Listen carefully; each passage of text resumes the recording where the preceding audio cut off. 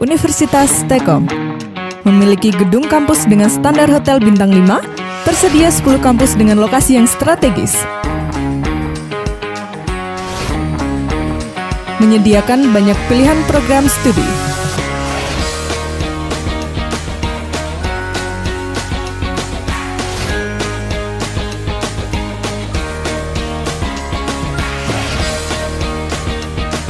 Setiap kelas dilengkapi dengan sarana dan prasarana penunjang pembelajaran yang terbarukan, sehingga proses pembelajaran di Universitas T-Kom terjamin kualitasnya.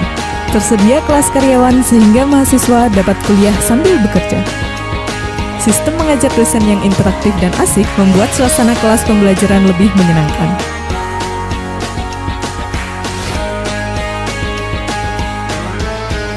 Universitas T-Kom, kuliahnya menyenangkan.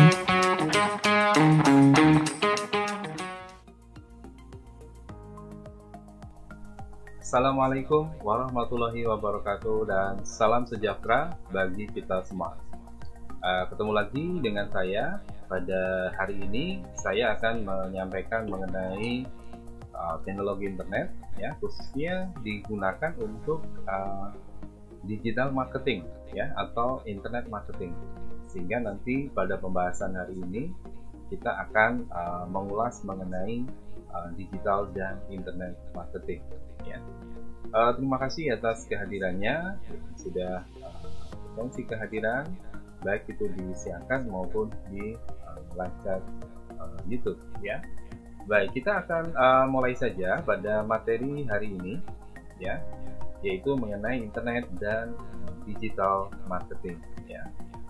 Baik, jadi tentunya kita sudah mungkin pernah mendengar ya istilah internet marketing atau kita mendengar istilah digital marketing, ya.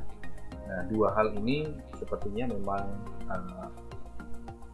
selalu didengar secara bersama-sama, ya. Artinya bahwa kalau ada internet marketing, ya pasti itu di situ ada materi-materi digital yang digunakan untuk pemasaran, ya. Maka disebut sebagai pemasaran digital yang berbasiskan pada internet, ya. Jadi pemasaran secara digital dengan menggunakan atau memanfaatkan internet sebagai medianya yang digunakan untuk pemasaran, ya. Nah, apa itu digital marketing? Jadi digital marketing ini adalah suatu penggunaan teknologi, yaitu teknologi digital untuk menciptakan komunikasi yang terpadu, terarah, dan terukur yang membantu untuk memperoleh dan mempertahankan pelanggan sambil membangun hubungan yang lebih mendalam dengan mereka. Mereka dalam hal ini siapa? Mereka dalam hal ini adalah pelanggan, ya. Nah, jadi di sini ada kata kuncinya, yaitu menggunakan teknologi digital, ya. Jadi kalau biasanya dicetak di kertas, marketing materialnya, nah ini nanti berbentuk digital, ya, dalam bentuk file gambar atau mungkin dalam bentuk file video, ya, atau mungkin dalam bentuk poster, ya, atau dalam bentuk booklet, ya, tetapi digital, ya. Jadi tidak perlu dicetak, ya. Nah, fungsi dari teknologi digital ini nantinya adalah untuk menciptakan komunikasi yang terpadu, ya. Artinya bahwa material yang nanti ditulis di dalam digital marketing ini, ya, jadi materi-materi yang nanti akan disampaikan kepada konsumennya, yaitu mengenai pengenalan produk, harga produk, ya, kualitas produk, mungkin spesifikasi dan bahan-bahannya, ya. Ini bisa digunakan sebagai alat untuk menciptakan komunikasi antara penjual dengan pembeli, ya, atau antara penjual dengan calon konsumennya. Lebih terarah, lebih terukur, ya, karena di sana ada produk yang spesifik. Jadi produk tertentu yang memang untuk segmen tertentu, ya, dipasarkan untuk orang-orang tertentu di sana, ya, sehingga produk itu akan mudah dikenali dan kemungkinan ketika konsumen minat untuk membeli produk, dia akan melakukan transaksi pembelian. Nah, di sini juga akan membantu, ya, untuk memperoleh dan mempertahankan pelanggan.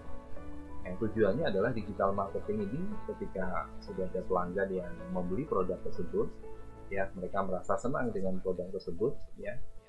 Ternyata produk tersebut itu iklannya banyak ditayangkan di televisi mungkin, ya, atau iklannya ada bertebaran di internet, ya. Nah, itu mungkin akan sangat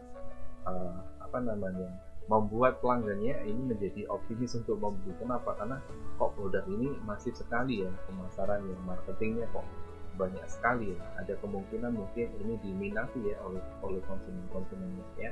Nah dengan demikian maka akan tersampaikan ya kepada calon pelanggannya, maka terbangunlah hubungan yang lebih mendalam dengan mereka. Nah tahapannya adalah yang pertama siapkan dulu material marketingnya, kemudian di tahapan yang kedua kemudian komunikasi ya, ketika material tadi itu sampai kepada calon konsumen, kemudian konsumen bertanya ya, konsumen ingin membeli ya, kemudian konsumen ingin mengetahui lebih dalam tentang produk tersebut gitu ya. Nah langkah berikutnya adalah goalnya, yaitu terjadinya transaksi pembelian ya. Dan yang keempat adalah bagaimana supaya customer ini tetap ya loyal pada produk yang dibeli ya dari hasil dari digital marketing kita ya. Nah, supaya customer tetap berlangganan di produk kita. Jadi 4 tahap ini yang diharapkan di digital marketing ya. Nah kemudian kalau dilihat dari medianya yaitu internet ya, maka ada marketing yang menggunakan internet yang disebut dengan internet marketing ya. Jadi kalau marketing sendiri itu artinya adalah proses perencanaan dan konsepsi yang mengenai harga ya, kemudian promosi, lalu distribusi barang dan jasa untuk menciptakan pertukaran yang memuaskan dengan tujuan dari individu dan organisasi ya. Jadi tujuannya adalah untuk memuaskan individu dan organisasi ya. Itu adalah teori tentang marketing ya. Nah kemudian internet marketing itu apa ya gitu ya. Nah internet marketing itu adalah suatu proses untuk membangun dan memelihara hubungan ya dengan konsumen melalui kegiatan online ya, karena internet itu kan online ya. Jadi bagaimana produsen ya itu mengenalkan produknya kepada masyarakat secara online ya, sehingga produk-produk itu bisa diakses secara online, bisa dilihat ya secara online, kemudian spesifikasinya bisa dipelajari juga secara online sebelum memutuskan untuk membeli gitu ya. Nah di sana pun juga internet marketing ini untuk memfasilitasi pertukaran ide ya, produk kemudian jasa yang bisa memenuhi tujuan dari kedua belah pihak ya. Jadi mungkin ada produk-produk tertentu yang customize ya. Nah ini ada ide ya, dari konsumen ya untuk memesan produk tertentu secara customize ya. Nah ini biasanya tailor mode ya. Jadi mode tailor, mode yang dibangun bersama dengan konsumen ya, untuk produk-produk tertentu gitu ya. Ada juga yang produk yang sudah jadi, misalnya busana ya, busana itu dibangun bersama-sama dengan konsumen, bisa produk yang sudah jadi juga bisa ya, instan langsung bisa dipakai busana atau pakaiannya, tetapi ada yang harus desain terlebih dahulu gitu ya, sesuai dengan permintaan dari konsumen atau pelanggannya ya. Atau misalnya modifikasi kendaraan ya, motor ya, modifikasi mobil ya, jadi yang standar harus dimodifikasi demikian rupa ya. Nah itu bagaimana supaya bisa dilakukan menggunakan internet ya, sehingga nanti pemasaran terkait dengan modifikasi produk dan sebagainya ya, itu bisa dilakukan secara online ya. Nah sehingga di sini akan terjadi yang namanya merging antara e-commerce dan bisnis digital. Kalau e-commerce itu adalah kemampuan menjual dan bertransaksi online, itu adalah e-commerce ya. Jadi yang punya kemampuan menjual adalah marketplace ya, atau perusahaan ya, atau tenan ya. Nah sementara kemudian perusahaan juga memberikan layanan kepada konsumennya untuk transaksi online. Nah, merging dengan bisnis digital yaitu melibatkan otomatisasi dari semua proses bisnis dalam rantai nilai ya, terkait dengan bagaimana produk itu dibeli ya, bahan bakunya dibeli, kemudian produk itu yang sudah jadi dipasarkan melalui internet ya, dengan memanfaatkan rantai nilai ya, mulai dari bahan baku kemudian sampai menjadi produk yang bisa dibeli oleh konsumen, kemudian dibuatkanlah katalog produk, dipasarkanlah kepada konsumen ya, kemudian konsumen melakukan order pembelian gitu ya. Nah di sini antara e-commerce dengan bisnis digital ya, itu akan melahirkan yang namanya adalah digital marketing ya. Nah di sana ada dialog ya secara intens ya antara konsumen dengan pihak merchant ya, atau perusahaan atau toko Dan mungkin dengan konsumen dan supplier ini juga sangat berpengaruh ya. Kalau konsumen pembeli, kalau supplier ini yang mensuplai produk ya. Jadi supply produk kepada penjual ya, karena konsumen mungkin tidak bisa membeli langsung pada supplier ya, karena harus quantity dan sebagainya. Maka di sini kemampuan untuk bisnis digital ini di sini ya, itu harus dimiliki oleh seorang digital marketing ya. Oke, kemudian apa yang harus dilihat ya pada saat melakukan digital marketing ini ya, kita harus lihat aktivitas digital dari konsumen. Jadi konsumen itu belanja itu sambil pegang HP, konsumen belanja sambil pegang tablet ya, karena mungkin dia bisa membeli produk tanpa harus beranjak dari ruangannya ya. Jadi dia belanjanya cukup dari rumah atau belanja cukup dari kantor ya. Nah, ini aktivitas dari konsumen atau aktivitas digital konsumen ini yang harus dipelajari ya. Nah, kita kenali dulu aktivitas itu, kemudian kita antisipasi ya. Kita kenali kalau konsumen itu sering membeli produk ya, kosmetik misalnya ya, untuk konsumen wanita ya, kemudian untuk konsumen pria ya, mungkin lebih suka membeli pakaian untuk busana pria ya, sepatu ya, kemudian celana, baju ya, atau mungkin sekarang ini lagi banyak sekali tablet yang berbagai merek ya, atau smartphone ya, HP yang berbagai merek itu juga diminati oleh mereka ya. Jadi mungkin smartphone ya, bukan tablet ya, tapi smartphone ini yang paling banyak. Kemudian setelah kita kenali, antisipasi, kita penuhi ya. Kita penuhi artinya permintaan pasar itu seperti apa ya. Nah, itu kita penuhi ya dengan cara kita supplier ya. Jadi perusahaan akan menghubungi supplier yang bisa menyediakan produk-produk yang diminati oleh konsumen tersebut ya. Dengan modal tentunya ya, merchant ya, atau pihak perusahaan ya, dia akan membuat pengadaan untuk produk tersebut dan dia akan melakukan pemasaran. Nah, jadi pemasarannya di sini dirubah supaya pemasaran itu bisa dilakukan secara digital ya. Nah, kemudian setelah dipenuhi ya, efisiensi ya. Jadi bagaimana melakukan efisiensi terhadap misalnya biaya yang harus dikeluarkan ya. Kalau membeli produk dengan kuantitas ya, biayanya lebih murah pasti ya. Tapi kalau membeli produk dengan jumlah yang lebih sedikit ya, akan lebih mahal ya. Nah, itu salah satu efisiensi untuk modal pembelian produk. Dan kemudian efisiensi waktu ya. Jadi untuk membeli produk mungkin tidak perlu sampai datang ke perusahaan, cukup satu kali kita lihat produknya ya, kita yakin dengan produk tersebut, atau kita minta sampel ya, supaya kita bisa mendapatkan produk tersebut. Nah, kemudian kita pelajari kalau produk ini memang bagus ya, dan ada kemungkinan sangat laku di pasaran ya, maka kita bisa memesannya setiap saat ya, secara online juga gitu ya, ke supplier. Nah, kemudian setelah di tahap ini ya, kita harus juga terapkan prinsip marketing ya, yaitu kita harus dekati konsumen dan dengarkan apa yang diinginkan oleh konsumen ya. Cara mendekati konsumen gimana ya?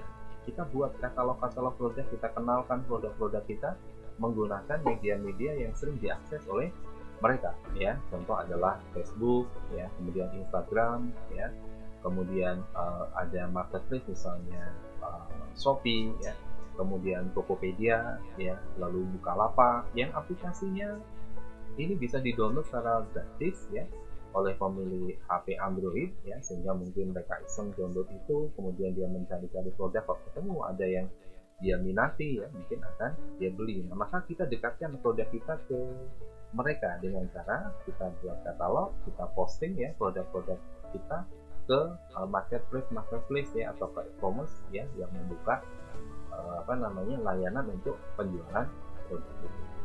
Dan kita juga harus libatkan konsumen ya. Jadi dengan memberikan konsumen kesempatan untuk bertanya ya, memberikan kesempatan konsumen untuk mengorder secara online ya, kemudian konsumen bisa memberikan catatan terhadap ordernya ya, itu artinya melibatkan konsumen ya, karena melibatkan konsumen itu akan mendekatkan diri dengan konsumen ya, jadi kita akan tahu ya apa yang sebenarnya diinginkan oleh konsumen tersebut ya, sehingga bisa dipenuhi sesuai dengan kebutuhan konsumen.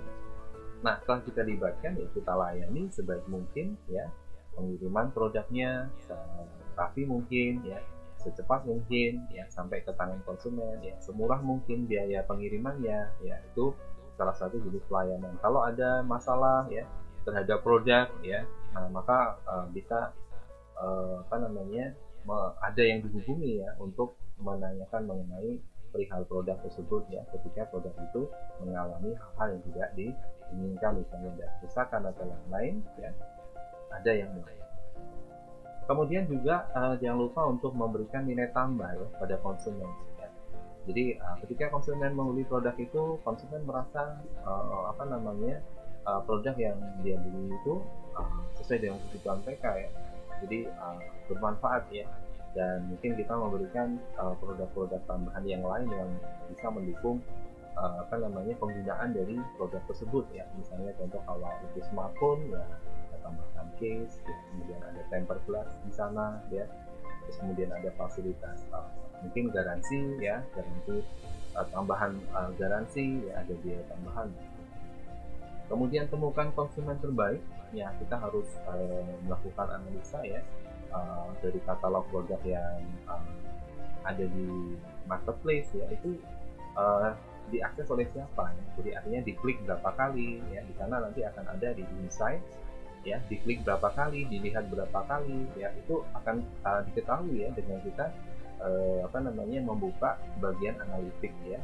Jadi di bagian analitik itu kita akan lihat konsumen terbaiknya. Jadi kita akan tahu produk mana yang konsumen itu paling banyak beli gitu ya, dan konsumen ini konsumen mana yang paling banyak membeli produk di marketplace kita, misalnya seperti itu. Kemudian jangan lupa untuk membina konsumen menjadi pelanggan seumur hidup ya, dan berikan tujuan ya. Jadi konsumen itu berharap banyak ya dengan misalnya kalau produknya ada sesuatu, ada masalah, pihak Besan bisa membantu ya dengan profesional ya, tujuannya supaya produk itu bisa terus digunakan ya oleh konsumen ya.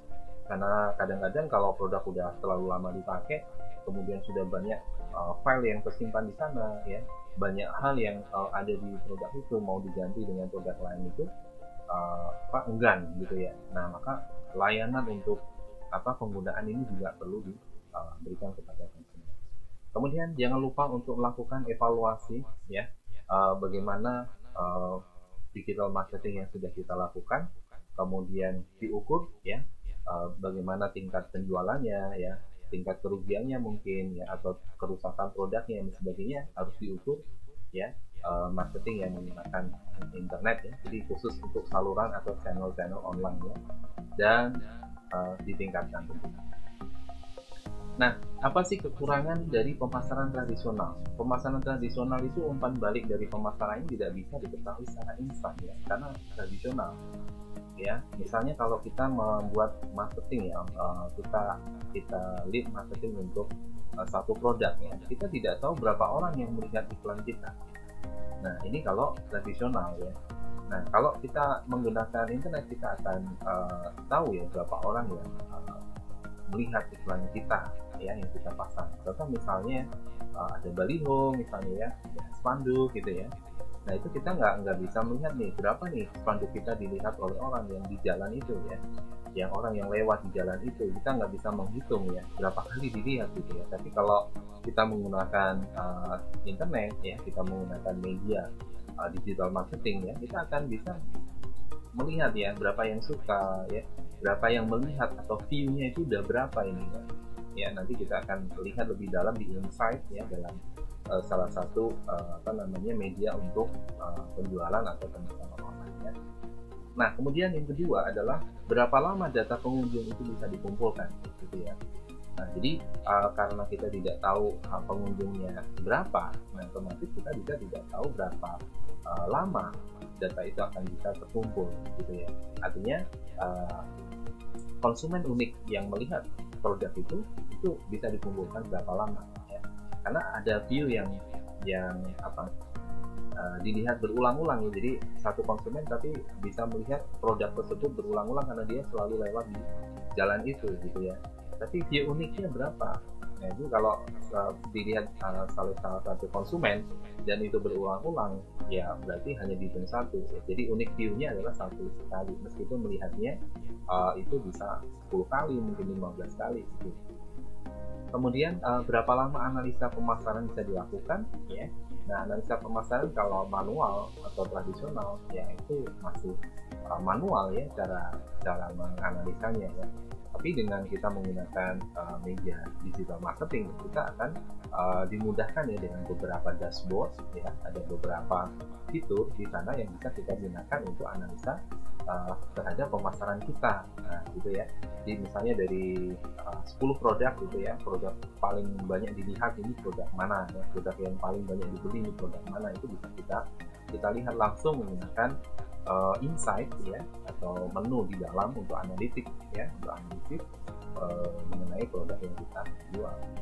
Kemudian kekurangan yang kedua adalah diperlukannya media fisik ya. Nah, di sini ada brosur, ada pamflet, ada leaflet, ada banner ya, itu yang perlu digunakan. Lalu ada baliho yang lebih besar lagi, ada neon box, kemudian ada billboard, ya, ada spanduk ya, lalu ada material iklan lainnya seperti radio dan televisi. Kemudian yang ketiga, kekurangannya adalah mungkin biaya iklannya relatif lebih mahal ya dibandingkan dengan menggunakan media digital. Kalau sekarang ini mungkin banyak media digital yang masih free yang bisa kita gunakan untuk media iklan atau media mengenalkan produk yang dimiliki oleh perusahaan ya. Nah, misalnya kita lihat biaya brosur ya atau leaflet ini ya. Ini untuk biaya cetak brosur ukuran A4 ya, ukuran kertas kuarto. Dengan kuantiti atau paket untuk 100 ya, itu harga per paketnya adalah 240.000 ya. Kemudian kuantiti 300, 650.000 dan seterusnya itu ya sampai 10.000, jumlahnya 4.400.000 ya. Nah, kemudian untuk kuantiti yang lain ya, yang ukurannya cetaknya 2 sisi. Kalau tadi yang cetak 1 sisi ya, nah ini cetak 2 sisi bolak-balik itu ya harganya jadi meningkat ini ya. Kalau 100 jadi 390.000, lalu kalau 300 850.000. Nah, ini biaya-biaya yang harus dikeluarkan untuk membuat atau mengenalkan produk kita ya. Jadi untuk memasarkan produk kita harus mengeluarkan biaya. Kemudian untuk cetak menggunakan kertas Kohasko misalnya ya, dengan standar 2 ring ya, harga per 2 ringnya itu adalah 100.000 ya. Jadi kalau ukurannya 1 sisi itu 150.000, ukuran A5, kalau A4 300.000, jadi ya standarnya gitu ya. Kemudian kalau A3 600.000 itu lebih besar lagi ya. Kemudian kalau 2 sisi itu 300.000, kemudian A4 450.000 dan A3 adalah 900 ya. Nah, kemudian contoh lain adalah billboard dan neon box ya. Billboard dan neon box ya. Ini ada billboard aluminium ya. Billboard aluminium ini yang berbentuk spray painting ya, itu ukuran per meter perseginya adalah 650.000 ya. Ada yang sticker cutting, digital printing ya, lebih mahal lagi dikit ya. Lalu untuk neon box ya, ada celebrate sticker ya, ini profilnya pakai galvanil, itu per meternya adalah 1 jutaan ya, 1.300.000. Kemudian yang celebrate digital printing ya, ini profilnya pakai aluminium ya, bahan aluminium, itu 1.400.000 per meter persegi. Lalu celebrate stiker 3M ya, ini bentuknya stiker 1,6 juta ya. Kemudian yang akrilik ya, ini bahan akrilik termasuk profilnya pakai galvanil, itu adalah 1.250.000 per meter persegi ya. Nah, ini adalah contoh billboard yang besar-besar di situ, yang berdiri ya di atas itu besi yang cukup besar ya, diameternya ya, karena untuk menahan billboard itu ya, jadi bahannya itu cukup berat di sana ya kalau kita lihat. Kemudian yang neon box itu yang menyala ya, jadi bentuk billboard yang menyala ya, ini contoh di Indomaret ya. Terus kemudian ada di Raisin, ada di Angridori, ada di Semble. Ini contoh-contoh neon box di restoran ya, kemudian ada yang di minimarket ya, atau di apa namanya swalayan ya. Nah, apa sih kelebihan pemasaran digital jika dibandingkan dengan pemasaran tradisional tadi? Ya, yang pertama kita bisa melihat secara real time ya bagaimana kampanye pemasaran itu bekerja ya. Jadi kita bisa lihat langsung ini ya ketika produk kita di posting, lalu kita bisa lihat nih ya sekian menit berikutnya ada berapa orang yang bisa melihat produk kita, dan siapa yang melihat produk kita bisa tahu kalau memang dia sudah menjadi teman kita ya pada saat kita posting tadi itu ya. Bahkan kita bisa membagikan produk itu ke halaman wall mereka gitu ya kalau di Facebook ya, atau kita bisa membagikan di Instagram ya melalui pesan di Instagram ya, atau kita kirim pesan juga di Messenger Facebook ya, itu bisa kita lakukan ya. Maka secara real time itu kita bisa lihat kampanye pemasaran kita. Nah, di sini di kampanye pemasaran itu kita akan lihat siapa yang melihat produknya. Jadi ya, siapa yang suka produknya, mungkin ada like-nya, diklik like-nya, klik jempolnya itu ya. Kemudian produk apa yang sedang dilihat ya saat ini, kita juga bisa melihat secara real time. 1, 2, 3 detik berikutnya ini ada tambahan 5 view misalnya. Nah, itu bisa kita lihat secara real time ya. Kemudian seberapa sering iklan produknya itu dilihat ya, dalam satu hari itu berapa orang yang melihat dalam harian ya. Nanti itu bisa dilihat.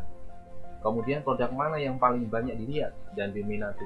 Nah, di sini kita akan bisa lihat nanti ya dari statistik pada insight, kita akan lihat frekuensi ya produk itu dilihat, frekuensi produk itu itu dibagikan misalnya ya. Jadi ada orang yang mungkin punya teman ya, punya rekan yang dia butuh produk tertentu, kebetulan pas lagi dicari ya temannya tahu bahwa dia sedang mencari produk itu, maka dibagikanlah kepada mereka. Nah, ini salah satu kelebihan dari pemasaran digital ya, terkait dengan share atau pembagian untuk materi atau marketing yang dibuat oleh perusahaan tadi ya, ketika dia memasarkan satu produk ya. Nah, kelebihan yang pertama yaitu melihat secara real time jangkauan dan perilaku dari konsumen ya. Nah, kita bisa melihat estimasi jumlah calon pembeli yang bisa kita dapat ya. Jadi kalau dilihat misalnya, katakan misalnya ya dilihat oleh 100 orang misalnya ya. Nah, mungkin estimasi kita bisa dapat 10% gitu ya, dari 100 orang itu membeli produk kita ya. Kita sudah dapat keuntungan ya dari pemasaran yang kita lakukan. Kita bisa dapat keuntungan mungkin dari 100% kita dapat 10 pelanggan saja, itu sudah baik ya. Kemudian distribusi iklan lebih cepat dan luas ya, karena ketika kita memposting suatu iklan ya, maka akan sangat cepat untuk bisa dilihat oleh teman-teman atau rekan-rekan atau calon konsumen ya, yang melihat iklan tersebut ya pada saat kita iklan. Setelah sekian detik iklan itu tampil di media sosial ya, dan bahkan lebih luas ya kalau ada yang kebetulan kita beriklan misalnya katakan dengan biaya tertentu ya di satu media sosial ya, karena ada biaya untuk iklan. Nah, ini akan tampil ya di bagian layar di media sosial tersebut ya, berapa kali ya mention itu akan muncul ya ketika iklan itu diiklankan secara komersil ya. Kemudian konsumen juga bisa menelusuri informasi dari produk lebih dalam ya. Jadi detail dari produk itu bisa ditelusuri lebih dalam ya. Berapa kali diklik, berapa kali dilihat, berapa kali di like ya. Kemudian berapa kali dibagikan ya, itu bisa dilihat. Lalu ada interaksi juga ya, lebih cepat ya antara calon konsumen dengan produk ya. Ketika calon konsumen berminat, mungkin dia akan bertanya ya, cepat sekali bertanya ya. Mungkin dalam hitungan menit ketika kita sudah posting ya, beberapa menit ke depan sudah ada Messenger yang masuk ya, sudah ada WA yang masuk ya. Kemudian mungkin sudah ada message di Instagram yang masuk yang menanyakan tentang produk tersebut. Dan dilihat dari sisi biayanya ya, untuk pemasaran digital ini relatif lebih murah ya. karena kita bisa mengatur biayanya ya untuk misalnya 1000 mention atau 1000 penampilan di iklan ya dari misalnya salah satu media sosial, mungkin kita butuh biaya sekian puluh ribu gitu ya. Itu akan tampil sekian kali, kemudian bisa menjangkau sekian orang ya, mungkin ratusan atau mungkin ribuan orang ya. Jadi bisa berapa yang dijangkau, dan ini nanti bisa kita lihat juga ya. Jadi berapa yang sudah dijangkau ya, berapa yang sudah melihat, kita bisa lihat dari biaya iklan yang bayarkan oleh pengiklan produk tersebut. Nah, kemudian bagaimana pemasaran digital ya? Untuk memahami pemasaran digital, yaitu kita pahami dulu target pasarnya. Pasarnya siapa? Ya, di mana mereka? Umurnya berapa? Pekerjaannya apa? Hobi apa? Tinggalnya di mana? Nah, ini untuk memahami target pasar kita gitu ya. Kalau kita menjual sepeda ya untuk orang yang hobi-hobi sepeda ya. Mungkin kita lihat di Facebook, yang mungkin kita lihat di media sosial yang lain ya, yang hobi-hobi sepeda ya, kita cari kata kunci sepeda di Google, kita cari kata kunci sepeda gitu ya, kita menemukan orang-orang tertentu. Nah, itu akan menjadi target bagi pemasaran produk sepeda kita ya. Lalu produk itu untuk orang dewasa, untuk anak-anak, atau untuk remaja misalnya. Nah, itu juga harus diketahui. Jadi kita pahami target pasar. Lalu yang kedua, apa yang sering konsumen cari ya. Jadi kita baca hasil riset dari konsumen ya. Nah, ini hasil riset ini ada beberapa website yang bisa menampilkan hasil riset ya, kata kunci yang banyak dicari ya, barang yang banyak dicari oleh konsumen ya. Kita search di Google ya, kita akan menemukan beberapa hasil ya, hasil dari penelitian ya, riset terkait dengan minat ya dari konsumen.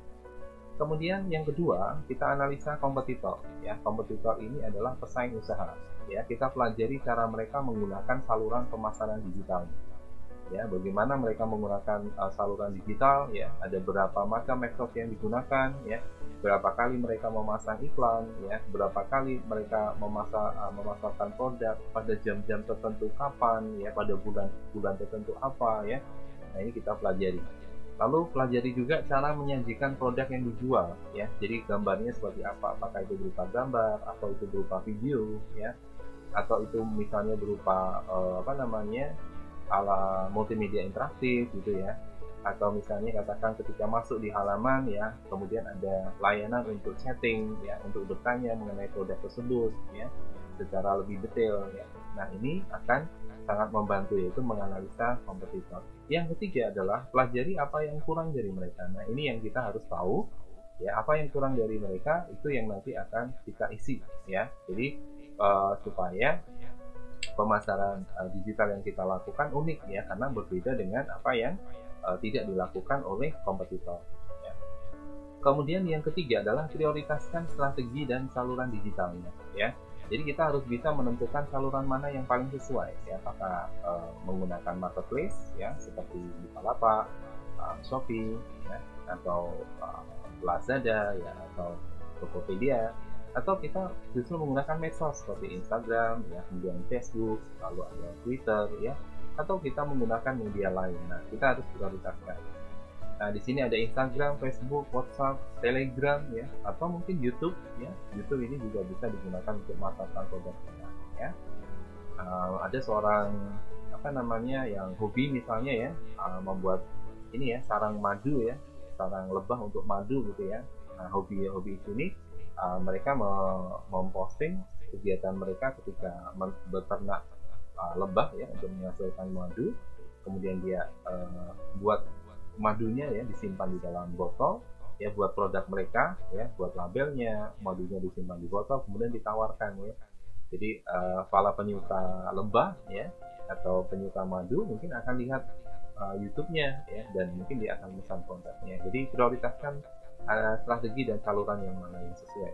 Yang keempat adalah maksimalkan potensi saluran pemasaran digitalnya. Jadi kalau sudah tahu salah satu dari potensi pemasaran digital yang dipilih ya, kita harus tetapkan kesesuaian produk dengan saluran digitalnya ya.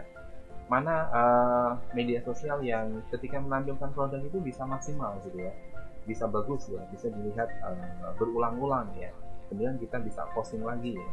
Lalu kemudian kalau dikomentari dia akan naik lagi ya. Nah, produk itu akan naik lagi pada posisi di awal karena ada yang posting lagi. Nah, ada yang komentar ya, ada yang up ya, maksudnya. Lalu buat juga indikator kinerja secara terukur ya. Jadi kinerja kita dalam 1 bulan ini ya, kita buat indikator ya.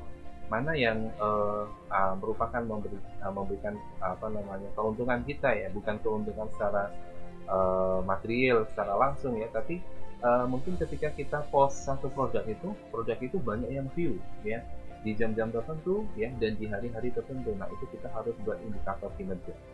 Lalu kita harus mempost produk itu berapa kali dalam 1 hari ya. Lalu produk apa yang sesuai yang kita post ya dalam satu grup tertentu ya, atau halaman di mana halaman itu adalah dan grup itu adalah grup jual beli gitu ya. Nah, kita harus buat indikatornya. Lalu di indikator itu ada berapa banyak iklan kita dilihat ya di saluran digital yang digunakan ya. Kalau kita ngiklan, berapa sih yang like, berapa yang melihat gitu ya, kita perlu tahu. Lalu berapa banyak produk yang dipesan melalui saluran digital ya. Jadi ketika produk itu dilihat oleh konsumennya, dia memesan produknya ya lewat DM ya misalnya, katakan, atau menghubungi lewat WA untuk produk yang dipesan oleh konsumen tersebut. Dan yang terakhir adalah kita evaluasi ya hasil pemasarannya ya. Jadi hasil pemasaran kita evaluasi, berapa sih frekuensi produk kita dilihat oleh calon konsumen, berapa peningkatan penjualan di setiap saluran yang kita buat, yang kita pilih untuk kita memposting produk-produk kita untuk dipasarkan ya. Nah, kemudian dilihat dari saluran pemasaran digitalnya tadi ya, kita akan lihat ini, kita masuk pada teknis ya, hal teknisnya. Yang pertama adalah sosial media, ada Facebook, Instagram, kemudian ada WhatsApp. Lalu marketplace ada Bukalapak, Tokopedia, Lazada, Blibli, ya, Shopee dan lain sebagainya. Lalu web atau mobile commerce ya, bisa menggunakan Joomla, WordPress, PestraShop ya, atau situs-situs e-commerce dari toko-toko tertentu ya. Ini yang menggunakan CMS ini ya. Kemudian ada Android App ya, misalnya aplikasi Android yang digunakan untuk penjualan selain dari marketplace ya. Nah, ini contohnya adalah Lapak COD ya. Jadi kita mungkin bisa punya produk atau barang ya tanpa harus kita stok ya. Nah, maka kita bisa melakukan yang namanya dropship. Nah, nanti contoh seperti Lapak COD ini akan memberikan layanan untuk penjualan produk dengan dropship ya, bagi para resellernya, para penjual kembalinya, tanpa harus memiliki atau membeli produk tersebut. Oke, kita akan lihat yang pertama adalah sosial media Facebook ya. Nah, ini kita bisa pasarkan ya. Nah, kita bisa melakukan digital marketing di sini ya, atau internet marketing juga di sini ya. Kita dengan membuat halaman. Nah, di sini kita bisa buka ya. Di bagian ini ya, bagian menu ya, Anda buka di beranda ya, kemudian nanti Anda akan lihat di bagian sebelah kiri itu ada halaman ya. Nah, jadi kita bisa membuat halaman untuk mengenalkan produk-produk kita ya, di sini ya. Nah, dengan satu halaman ya, kita nanti bisa melihat berapa yang suka produk kita ya. Mungkin yang suka halaman dulu ya, karena di halaman itu menjual produk-produk tertentu gitu ya. Mungkin ada produk-produk di situ yang disukai oleh konsumen. Nah, kalau Anda lihat di sini ya, ini ada Shopperline Indonesia, ini baru dibuka ya, 27 yang sudah suka. Kemudian ada air minum kesehatan, ada baru 1 ya. Kemudian tampilan halamannya untuk Shopperline itu ada 46 produk ya, kemungkinan sudah diposting. Untuk yang air minum kesehatan ini ada 9. Lalu interaksi postingan belum ada di Shopperline, tapi di air minum kesehatan ini ada interaksi postingan, ada 2 interaksi ya. Dan komentarnya belum ada, kemudian yang membagikan produk itu belum ada. Jadi kita bisa lihat di sini ya secara langsung. Lalu di sini juga kita bisa lihat notifikasi, ada notifikasi. Ini ada 3 notifikasi untuk Shopperline Indonesia, 2 notifikasi untuk air minum kesehatan ya. Notifikasi ini mungkin ada orang yang like baru gitu ya. Jadi warna merah ini sebagai tanda bahwa ada sesuatu ya di iklan yang kita posting di sini gitu ya, yang kita pasang di sini ya. Nah, untuk membuat halaman itu cukup mudah ya kalau kita menggunakan Facebook ya. Nah, kita harus mulai membuat halamannya ya, untuk halaman bisnis kita ya. Kita beri namanya, kemudian kategorinya apa ya, misalnya belanja dan retail ya, alamatnya di mana, nomor teleponnya ini opsional ya, boleh ada boleh tidak ya. Kemudian kita juga bisa mengatur jangan menampilkan alamat saya, mungkin kalau ini online ya, tapi sebaiknya ini diberikan supaya orang menjadi lebih percaya, dan ketika seseorang yang dekat ya dengan toko kita atau produk yang kita jual, mungkin dia akan datang langsung ke toko kita. Tapi kalau kita menghendaki selalu melalui pengiriman ya, minimal dengan pengiriman GoSend misalnya ya, atau layanan-layanan pengiriman yang dekat gitu ya, kita bisa saja mencentang ini ya, jangan tampilkan alamatnya supaya nanti dikirim gitu ya. Nah, kemudian setelah kita isi semua di sini ya, kita lanjutkan ya. Lalu kita unggah foto profil ya. Kita unggah foto profil dari Facebook ya, misalnya di sini. Kita buat dulu misalnya. Kemudian setelah kita unggah, kita pilih ya foto sampulnya. Nah, seperti ini. Kita tambahkan foto sampulnya.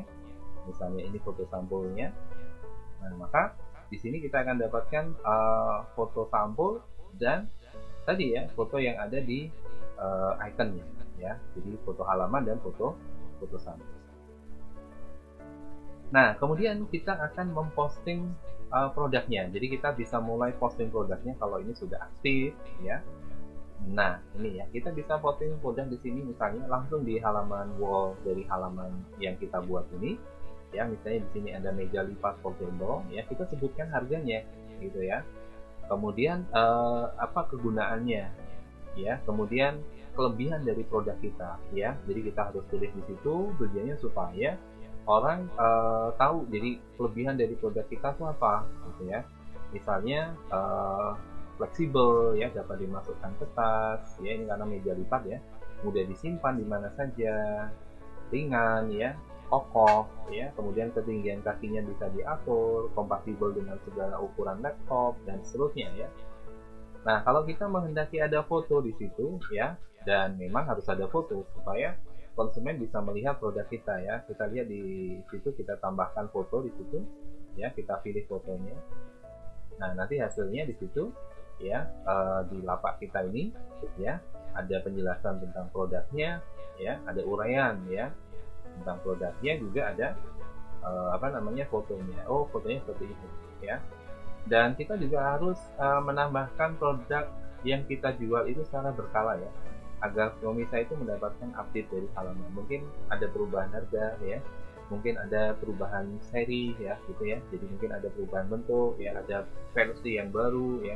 Kita harus selalu update produk itu secara berkala supaya konsumen yang mengikuti lapak kita ini akan bisa mendapatkan update produk yang terbaru. Nah, lalu kita juga bisa mengajak teman ya di sini ya, untuk edukasi halaman yang kita sudah buat ya. Mungkin kita punya teman, dan teman kita mungkin ya karena kita kenal kayaknya dia minat produk-produk ini, kita undang teman ya. Jadi kita undang teman-teman kita ya supaya menyukai halaman ini, dan mungkin dia akan memberikan komen ya, atau mungkin dia melakukan pesan dari produk yang kita pasang. Nah, contoh misalnya di sini kita undang teman ya. Kita punya misalnya 1.800 lebih ya teman ya. Nah, maka kita centang saja nih ya teman-teman kita centang di sini ya, maka kita akan dapatkan teman ini, nanti kita kirim undangan untuk like ya halaman kita gitu ya. Nah, kalau kita sudah kirim undangan, nah kita bisa lihat di sini ya. Ternyata produk ini yang tadi kita posting misalnya ya, ini sudah menjangkau 192 orang ya. Jadi 192 orang ini sudah minimal melihat ya produk kita ya, produk yang kita jual. Dan ada 3 interaksi ya, mungkin ada 3 orang ini yang bertanya gitu ya. Jadi sudah ada 3 orang yang bertanya tentang produk ini. Nah, kalau kita mau promosi ya, kita marketingkan dengan berbayar, di sini ada tombol promosikan postingan ya. Ketika postingan ini kita ingin promosikan, nanti akan tampil di halaman wall ya, di bagian yang lain ya. Jadi bukan di tepat di wallnya, tapi di bagian yang lain di halaman medsos, misalnya di Facebook ya, biasanya di sebelah kanan gitu ya. Nah, itu akan tampil produk kita, ya. Dan itu kalau menarik konsumen pada saat itu dia tutup, mungkin dia akan klik ya produk itu. Ya. Nah, kemudian kita akan lihat lebih dalam di bagian dalam halaman ya, yaitu di bagian insight. Nah, di sini kita akan melihat lebih detail ya di sana tayangan halamannya misalnya ya. Selama tanggal 24 Januari sampai 30 Januari ini ada 65 halaman yang ditayangkan. Jadi artinya ada orang yang melihat ya, 65 orang yang melihat halaman kita. Jadi ditayangkan halaman kita untuk dilihat oleh mereka ya di tanggal itu sampai tanggal itu. Jadi ini berapa nih? 24 sampai 30 Januari ya, berarti hanya 6 hari ya. Jadi selama seminggu ada 65 penayangan ya. Kemudian suka halaman ya. Jadi kalau halamannya ada yang suka, ya kita bisa lihat nih ya. Selama 6 hari ada 38 orang yang suka. Jangkauan postingan ya selama 6 hari ya 27 orang yang bisa dijangkau ya. Nah, warna hijau sama warna merah ini, angka-angka persen ini adalah kenaikan dan penurunan. Jadi kalau warna hijau panah ke atas artinya naik 65 ya, misalnya jadi ini naik 333%, kemudian suka halamannya naik 533%, orang yang dijangkau turun ya 84%. Nah, contoh yang lain di sini ya, interaksi postingan ya. Jadi di sini ada postingan di tanggal 24 sama 30, 5 orang yang berinteraksi, mungkin suka, mungkin bertanya ya. Nah, ini akan membantu ya pemasaran dari produk kita. Kita bisa lihat langsung nih siapa yang suka gitu kan. Kita bisa real time untuk melihat produk yang kita posting tadi. Kemudian video nih ya, kalau ada video siapa yang melihat video kita dan dilihatnya berapa lama sih video itu ya. Kalau kita pasang misalnya 5 detik gitu ya, nah, ini rata-rata yang melihat adalah 3 detik ya, 3 detik orang melihat video kita. Nah, kemudian kita juga bisa melihat postingan yang kita terbitkan ya, postingan produk yang kita terbitkan di sini ya. Ini di tanggal 28, kemudian ada tanggal 24 ya, ini jamnya ya, jam 8.20 pagi. Nah, ini ada postingan produk namanya gamis modern.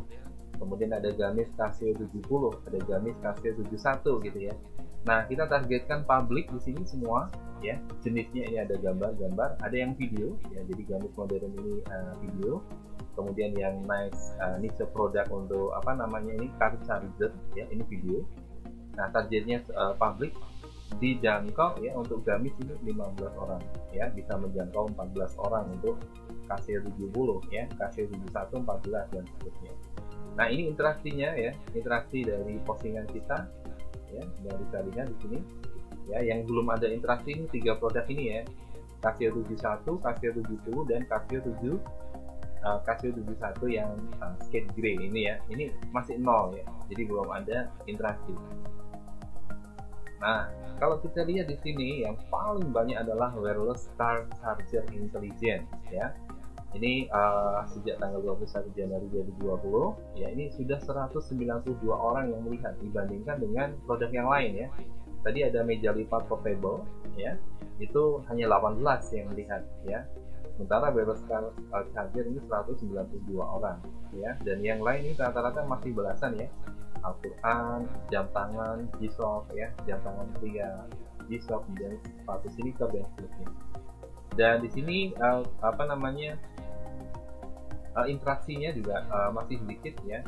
Jadi meskipun 192 yang melihat, interaksinya baru 2 ya.